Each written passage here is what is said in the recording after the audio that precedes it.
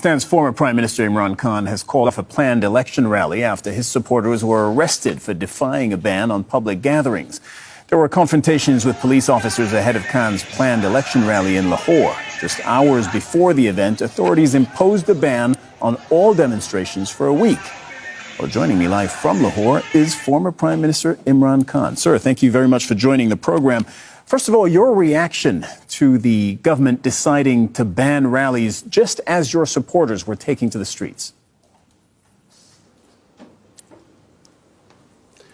Well, just to give you the background, the Supreme Court asked the President of Pakistan to fix an election date. That date is fixed for the 30th of April, which means 50 days left. So my party decided to do an open our election campaign by a rally in Lahore today. The police had given us permission. They had approved the route of the rally. And suddenly this morning, the permission was taken away, but not just taken away. We had these heavy contingents of police, and these people coming to attend a peaceful rally were hit with tear gas shells, water cannon with some chemical in it, which people are still recovering from.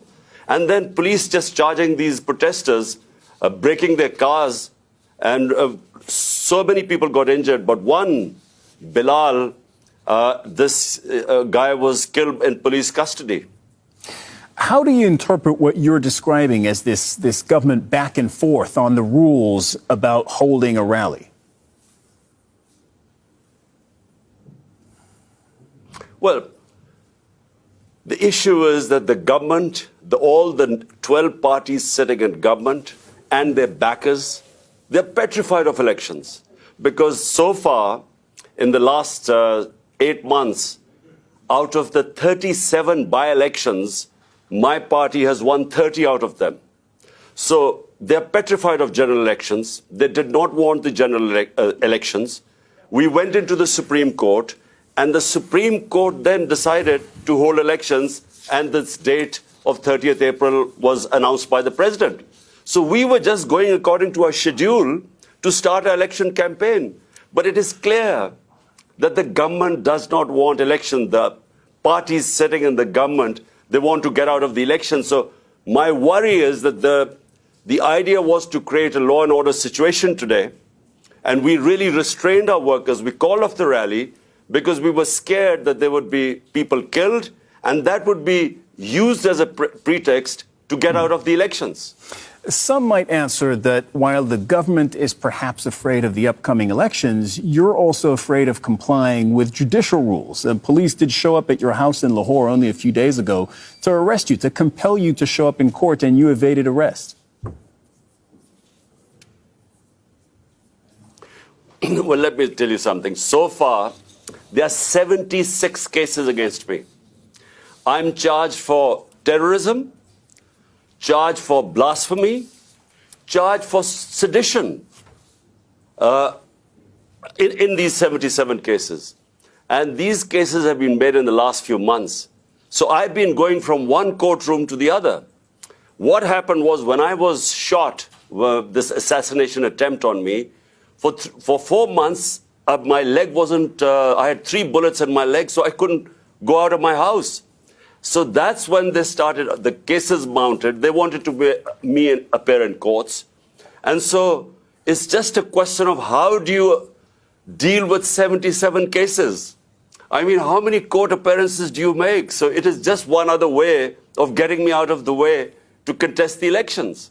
So they want either to imprison me or to disqualify me because they're scared that my party, thanks to the Almighty, is one of the most popular party in Pakistan's history. So because they're scared, that's why they're trying to find ways either to get out of elections or get me out of the way.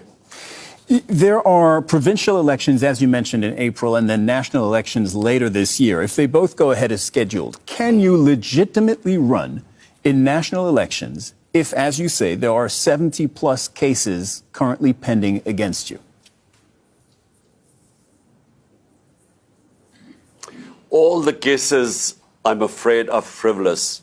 Whenever they go into a court of law, these cases will be dismissed.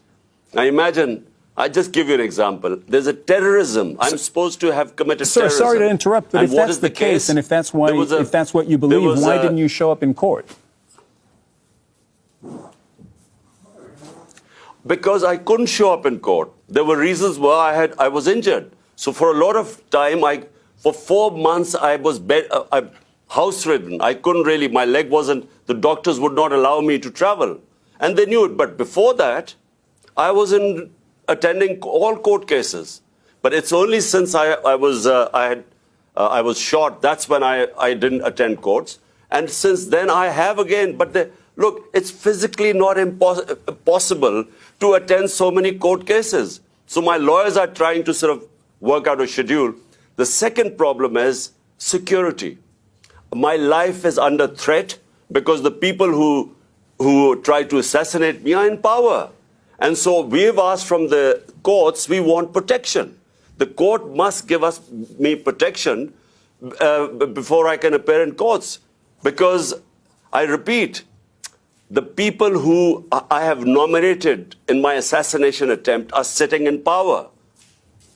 Right. And just for our viewers, I want to make clear that they deny that, including the Prime Minister, who said he has nothing to do with the shooting against you late last year. How do you see the rest of this year playing out for you with these 2 elections coming up? Well, you know, the biggest concern right now for my political party is to protect me because there's a serious threat to my life. And the reason is, I repeat, that these people sitting in power are petrified of losing the elections, which they will, which is why they don't want elections. So the question is, how do I campaign and yet have a secure enough environment? Question is, how do I go to these courts? I made 3 court appearances, and unfortunately, there was just no protection there. That's why we've approached the court and said, look, there must be some police protection. But the problem is the people who are supposed to protect me are the ones who are trying to kill me. But what's your plan for this year? Is it win elections and then ride it back into office and into power in Islamabad? Well, the elections, national elections, are scheduled for October. But because we were in power in 2 of the 4 provinces, we dissolved our assemblies here. And so to hold elections, so the Supreme Court then asked the president to give a date, which is 30th April. And on 30th April, we hope to contest in these 2 provincial assemblies, which we were already in power. And what we were hoping was that since it's 65% of Pakistan, these 2 provinces, there would be a national election. And the idea for national election is because our economy has gone into a tailspin. Pakistan is facing the worst economic crisis in its history. So the idea was to hold elections, which would then bring political stability and which would then bring economic stability. So this is really why we went for elections in our 2 provinces. Imran Khan, former Prime Minister of Pakistan, thank you very much for coming on the program today.